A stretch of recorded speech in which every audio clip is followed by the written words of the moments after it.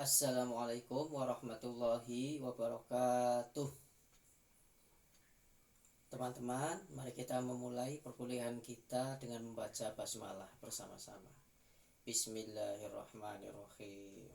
Baiklah, ini pertemuan kita yang keempat, teman-teman semua, untuk mata kuliah Total Quality Management dalam pendidikan.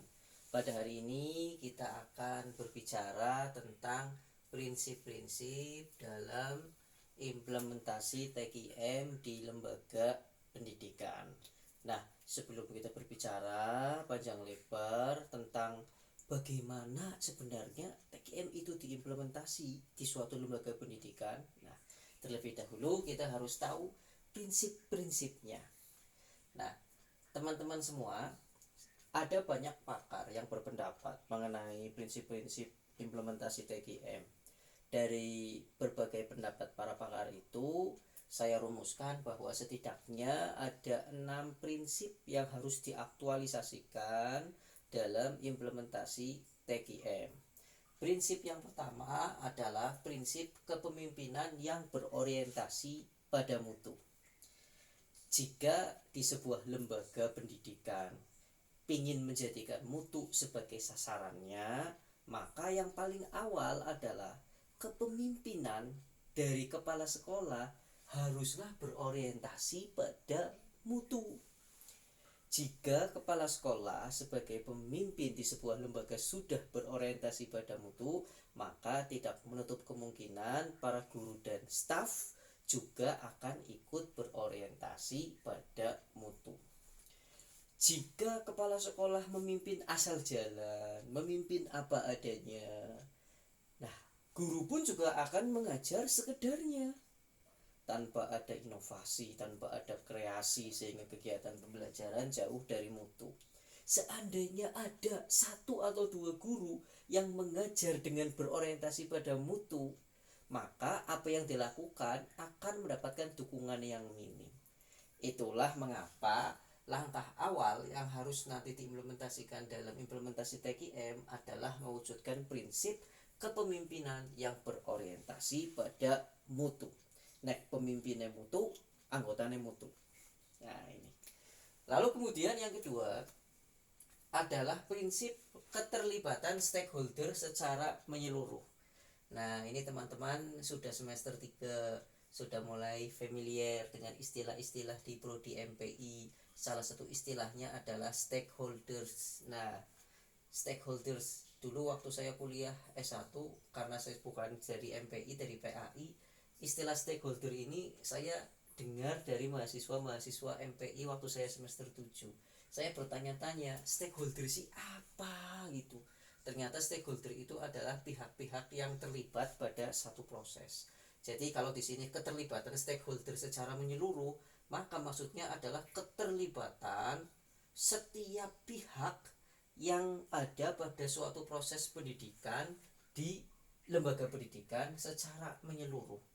Jadi artinya apa? Karena di sini ada keterlibatan semua pihak secara menyeluruh, maka mutu itu bukan hanya menjadi agenda kepala sekolah. Mutu bukan hanya menjadi agenda guru. Mutu bukan hanya menjadi agenda staf. Mutu juga harus menjadi agenda para siswa. Mutu juga harus menjadi agenda wali murid. Mutu juga harus menjadi agenda komite sekolah. Jadi secara menyeluruh, nah, mereka semua nanti dalam implementasi TKIM akan dilibatkan dalam proses pencapaian mutu.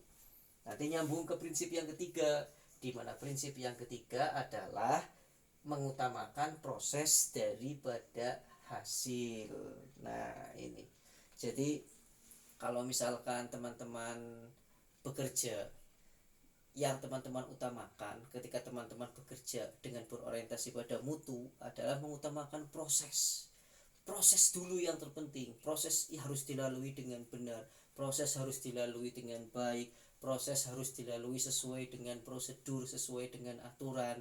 Nah, otomatis jika proses itu kita lakukan dengan baik, hasil tidak akan pernah membohongi proses.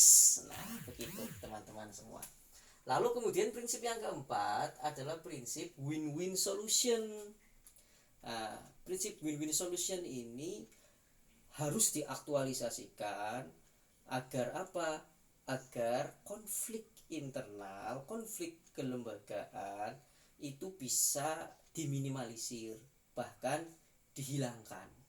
Nah, teman-teman semua, seorang pemimpin pendidikan harus mampu mempraktekkan prinsip atau mengaktualisasikan prinsip win-win solution ini. Dengan apa? Dengan bekal kemampuannya dalam melakukan negosiasi. Nah, ini. Jadi tidak untuk kemungkinan nanti di dalam proses ketika setiap stakeholder itu terlibat, di sini akan terjadi benturan antar kepentingan pada mereka. Disinilah kepala sekolah ketika mencium bau-bau konflik harus secepatnya melakukan negosiasi, dan dalam negosiasi prinsip yang diambil adalah prinsip win-win solution. Jangan sampai ada satu pihak yang menang, satu pihak yang kalah. Semua harus menang semua. Itu. Jadi jangan sampai ada satu pihak yang diuntungkan sementara pihak lain dirugikan. Jadi kedua pihak harus sama-sama saling diuntungkan. Nah, ini. Lalu kemudian ketika win-win solution ini bisa dilakukan, bisa diwujudkan, nanti para stakeholder yang bekerja di lembaga pendidikan itu akan selalu berorientasi pada mutu dan kerjanya selalu satu visi. Mereka bekerja selalu satu frekuensi, mudahnya begitu. Ketika kita berorganisasi, di dalam sebuah organisasi itu ada banyak orang yang jika frekuensi tiap orang itu berbeda, maka rumitlah jalannya organisasi. Makanya di dalam sebuah organisasi diperlukan kesamaan frekuensi, diperlukan kesamaan visi agar ada keterpaduan dalam bekerja sehingga tujuan organisasi bisa tercapai. Nah, ini. Lalu yang kelima, prinsip dalam implementasi TKM adalah fokus pada pelanggan. Pelanggan ini ada dua. Yang pertama pelanggan internal, yang kedua pelanggan eksternal. Pelanggan internalnya siapa? Pelanggan internalnya ya para guru, staf, terus kemudian siswa. Pelanggan eksternalnya wali murid, pengguna lulusan, pihak kedinasan, dan yang lain sebagainya. Nah, dalam implementasi TKM, mereka harus mendapatkan perhatian yang lebih oleh pemimpin, oleh kepala sekolah.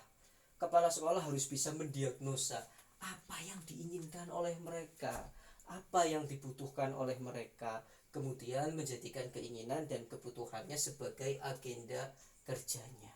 Ini prinsip yang kelima. Lalu prinsip yang keenam, dalam implementasi TKM, prinsip yang keenam adalah senantiasa melakukan perbaikan berkelanjutan. Istilah lain dari ini adalah continuous improvement. Kalau bahasa Jepangnya kaizen. Nah, ini. Jadi perbaikan berkelanjutan ini harus dilakukan dalam mengimplementasikan TKM. Nah, ada satu keyakinan dalam implementasi TKM yang kemudian menjadi cara pandang kita nanti ketika mengimplementasikannya. Keyakinan itu adalah jika kita melakukan sesuatu di awal dengan baik, maka ke depan bahkan hingga akhir kita juga akan melakukan sesuatu itu dengan baik pula. Dan jika dari awal hingga akhir kita melakukannya dengan baik, hasilnya juga akan baik pula. Edward Salis mengatakan ini dengan sebuah statement, right first time, right every time. Nah, jadi dari situ kita bisa tahu bahwa di dalam mencapai mutu, pencapaiannya itu tidak langsung sekonyong-konyong koder. Di situ diperlukan proses. Melalui apa? Salah satunya melalui upaya perbaikan berkelanjutan itu. Nah, ini. Jadi dilakukan satu tahap demi tahap, tidak kemudian revolusioner. Nah, ini konsep perbaikan berkelanjutan yang menghasilkan cara pandang right first time, right every time. Jadi jika di awal baik, maka diproses hingga akhir bahkan hasilnya juga akan baik. Nah, ini 6 prinsip dalam implementasi TKM. Nanti prinsip-prinsip yang lain yang dikemukakan oleh para pakar, silakan teman-teman bisa mempelajari di buku saya total quality management dalam pendidikan. Begitu teman-teman untuk pertemuan kita yang keempat. Saya mohon maaf atas segala kekurangan.